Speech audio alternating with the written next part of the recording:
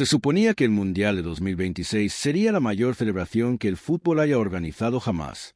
48 equipos, 3 países anfitriones, un torneo diseñado para unir al mundo. Pero para un equipo, la experiencia no se ha parecido en nada a una celebración. Y ahora, tras semanas de quejas formales y frustración pública, algo ha cambiado. Imagínense esto. Un vuelo que debería durar unos 40 minutos, una distancia de poco más de 160 kilómetros, y en cambio, 5 horas completas de viaje, controles de seguridad y trámites de inmigración, todo ello el día antes de un partido del Mundial y repetido inmediatamente después. Eso es lo que la selección nacional de Irán ha estado viviendo desde que comenzó el torneo. Entonces, ¿qué está pasando realmente? ¿Y por qué la situación ha cambiado a favor de Irán días antes de su último partido de la fase de grupos? Analicemos la situación. Empecemos por los antecedentes, porque comprender exactamente lo que ha tenido que afrontar la selección iraní es esencial para apreciar por qué este último acontecimiento es tan importante. Irán se clasificó para este mundial por mérito propio, al igual que todas las demás naciones participantes, tras una fase de clasificación que, en circunstancias normales, debería haberles brindado una experiencia en el torneo idéntica a la de los demás países. El grupo G los emparejó con Bélgica, Egipto y Nueva Zelanda. Un sorteo realmente competitivo que le dio a Irán una oportunidad real de avanzar si lograba prepararse y rendir al máximo. Sin embargo, Irán llegó a este mundial en una situación sin precedentes en la historia del torneo. Su país había estado inmerso en un conflicto militar de 3 meses con Estados Unidos e Israel, con una tregua formal alcanzada poco antes del inicio del torneo. Este contexto, por sí solo, complicó logísticamente la participación de Irán desde el principio. Originalmente, el plan contemplaba que la selección iraní se concentrara en Tucson, Arizona, como cualquier otra nación que se preparaba en territorio estadounidense. Este arreglo habría permitido al cuerpo técnico iraní establecer instalaciones de entrenamiento, crear una rutina y prepararse para los partidos en condiciones similares a las de los demás equipos del torneo. Pero en el último momento, esos planes cambiaron por completo y el equipo se vio obligado a trasladar todo su campamento base a Tijuana, México. Este traslado no fue un inconveniente menor. Significaba que cada vez que Irán necesitaba viajar a un partido dentro de Estados Unidos, cruzaba una frontera internacional, no solo una estatal. El propio reglamento del torneo de la FIFA, específicamente el artículo 18.3, establece que los equipos deben viajar desde su campamento base hasta la sede del partido un día antes del encuentro y regresar a su campamento base después del partido. Para todas las demás naciones participantes en este torneo, esta es una instrucción logística rutinaria. El tipo de detalle que apenas se percibe porque el traslado desde una base de entrenamiento a un estadio generalmente no implica más que un corto viaje en autobús dentro del mismo país. Para Irán, se convirtió en algo completamente distinto. Un proceso que implicaba control de pasaportes, aduanas y controles de seguridad cada vez, sumado a todas las exigencias normales de la preparación para un partido de la Copa Mundial. Aquí es donde la cosa se pone interesante, porque el costo humano de esta situación se hizo imposible de ignorar casi de inmediato. El partido inaugural de Irán fue un empate 2-2 contra Nueva Zelanda en el Estadio Sophie de Inglewood, California.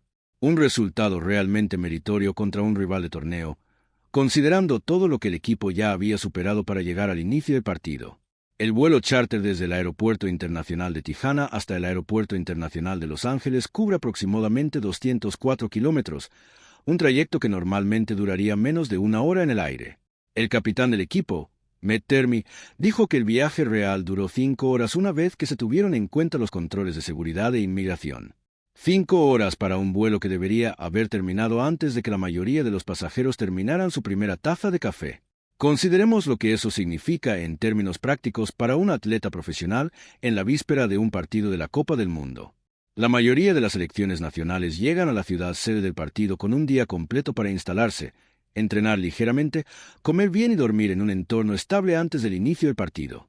Los jugadores de Irán, en cambio, pasaron una parte significativa de ese mismo tiempo en trámites administrativos, llegaron a su hotel más tarde de lo previsto y comprimieron toda su rutina previa partida en el tiempo que les quedaba.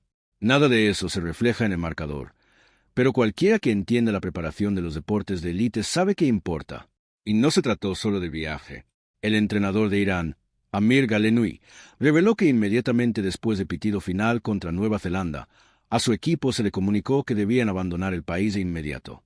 Hablando a través de un intérprete, no ocultó su frustración.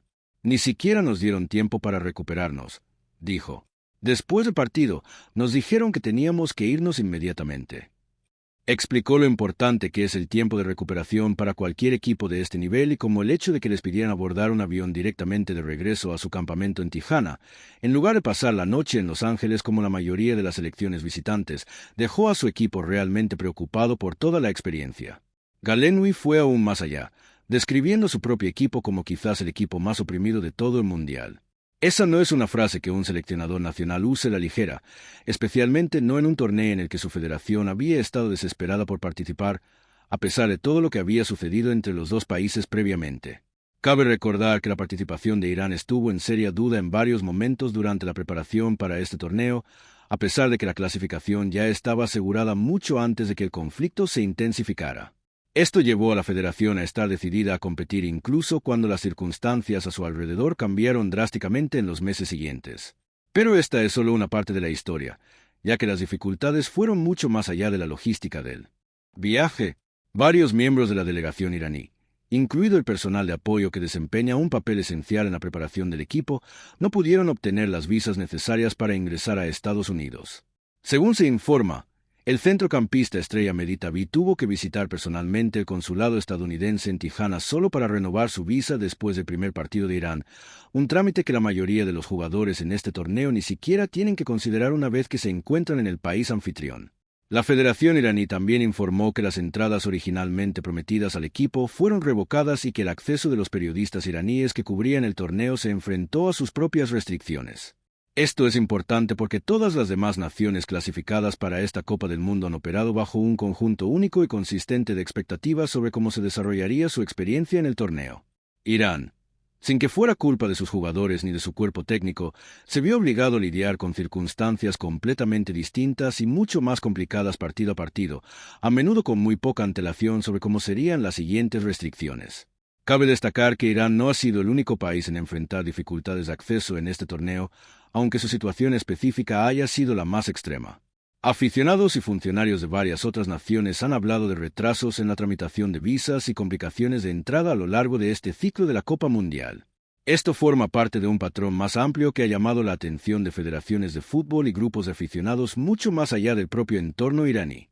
Lo que distingue la situación de Irán es la magnitud y la frecuencia de las interrupciones, que afectan no solo a los aficionados que intentan asistir a los partidos, sino también a la propia plantilla en cada jornada, como es fundamental en la estructura del torneo desde sus inicios.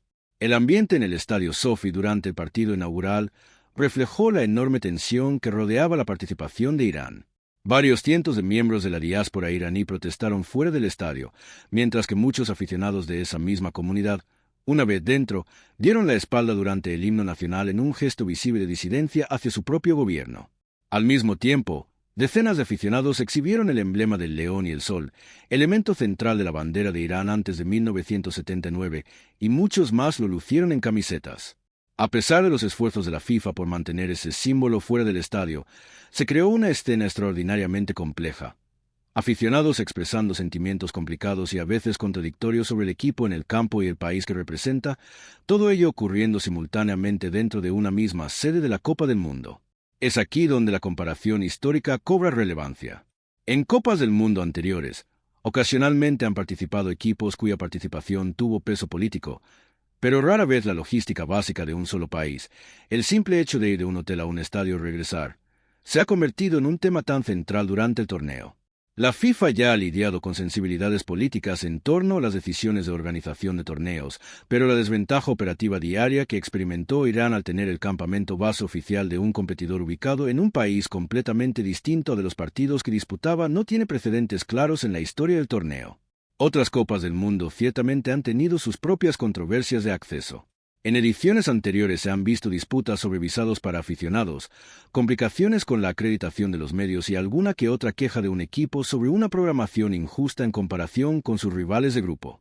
Pero esas situaciones generalmente involucraban aspectos periféricos de la experiencia de un equipo en el torneo, no el acto fundamental y repetido de cruzar fronteras necesarios simplemente para entrenar y competir.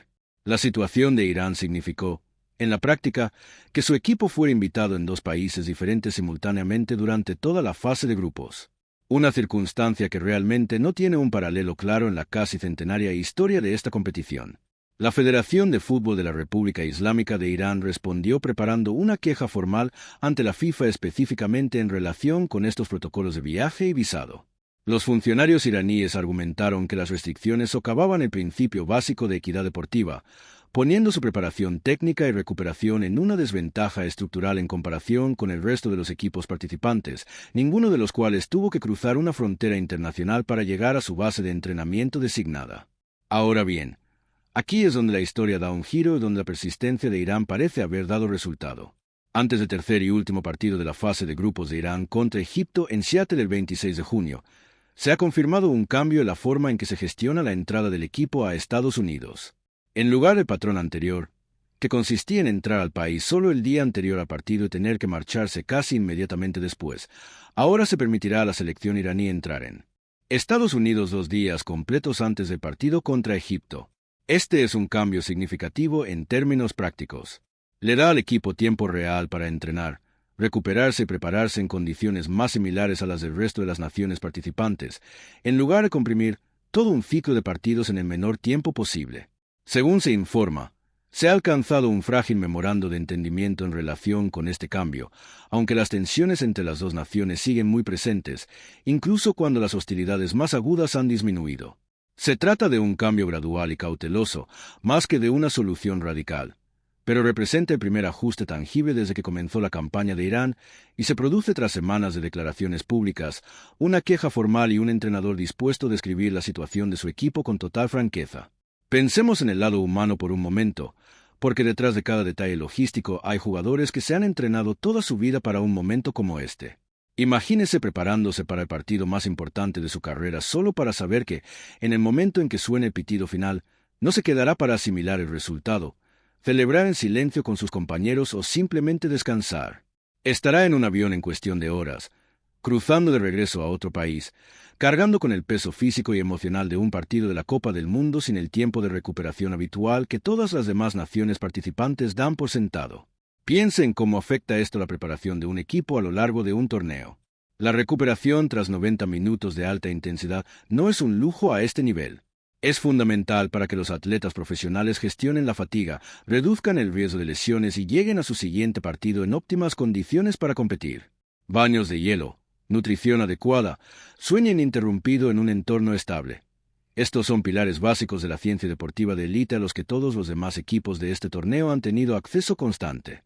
Los jugadores de Irán, en cambio, han tenido que tener en cuenta los cruces fronterizos y los controles de seguridad en ese mismo periodo de recuperación. Una desventaja que no se refleja directamente en las estadísticas, pero que casi con toda seguridad afecta al rendimiento durante una exigente fase de grupos. Para los aficionados iraníes, en particular las comunidades de la diáspora dispersas por los países anfitriones, que acudieron a apoyar al equipo a pesar de sus propios sentimientos encontrados hacia el gobierno de su país, la experiencia ha sido igualmente compleja. Ver a tu selección nacional competir en el escenario más importante del deporte, sabiendo al mismo tiempo que ese equipo se enfrenta a obstáculos que ningún otro competidor del torneo tiene que considerar, añade una dimensión a seguir este mundial que la mayoría de los aficionados de otras naciones simplemente no tienen que soportar. Algunos de esos mismos seguidores han hablado públicamente sobre la extraña dualidad de querer que su equipo triunfe en el campo mientras mantienen opiniones profundamente críticas sobre las situaciones políticas que rodean la participación del equipo. Atención que ha sido visible en los estadios a lo largo de este torneo cada vez que Irán juega. Entonces, ¿en qué situación deja esto de cara a la recta final de la fase de grupos? El mejor escenario posible es que este ajuste antes del partido contra Egipto represente un cambio genuino y duradero en lugar de una adaptación puntual vinculada específicamente a este único partido. Si Irán avanza a las rondas eliminatorias, la cuestión de cómo se gestionarán sus arreglos de viaje y base en adelante se vuelve aún más importante.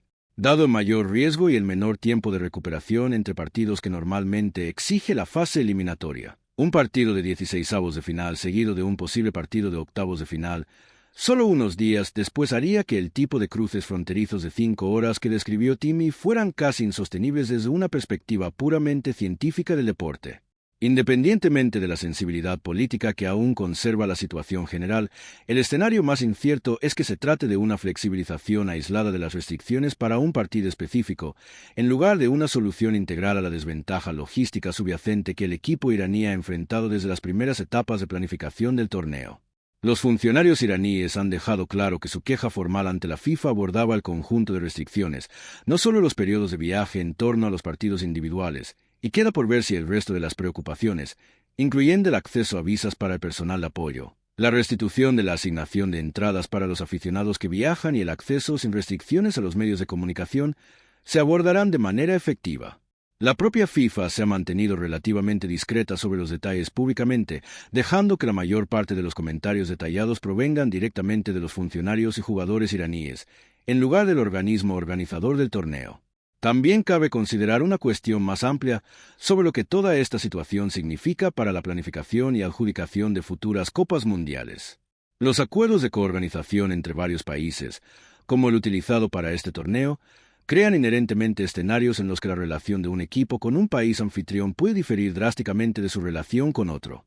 La situación de Irán, si bien extrema, plantea una cuestión estructural que la FIFA quizás deba abordar de manera más directa antes de que avancen futuras candidaturas multinacionales para albergar torneos, cómo se protege la logística básica de un equipo cuando existen tensiones geopolíticas entre su país y uno de los anfitriones del torneo. Así pues, esta es la situación actual. Irán llegó a este mundial enfrentando circunstancias logísticas sin precedentes para ningún otro equipo en el torneo.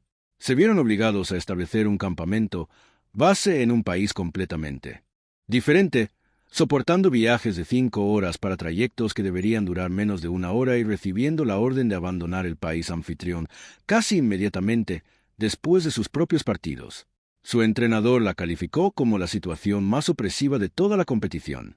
Su federación presentó una queja formal y ahora, a pocos días de un decisivo partido final de la fase de grupos contra Egipto, se ha confirmado un cambio real en la forma en que se gestionará su entrada a Estados Unidos. ¿Qué opinas? ¿Representa este cambio un progreso genuino o es simplemente una medida puntual vinculada a un solo partido? ¿Y cuánto crees que estas circunstancias extraordinarias han afectado el rendimiento de Irán en el campo hasta ahora en este torneo?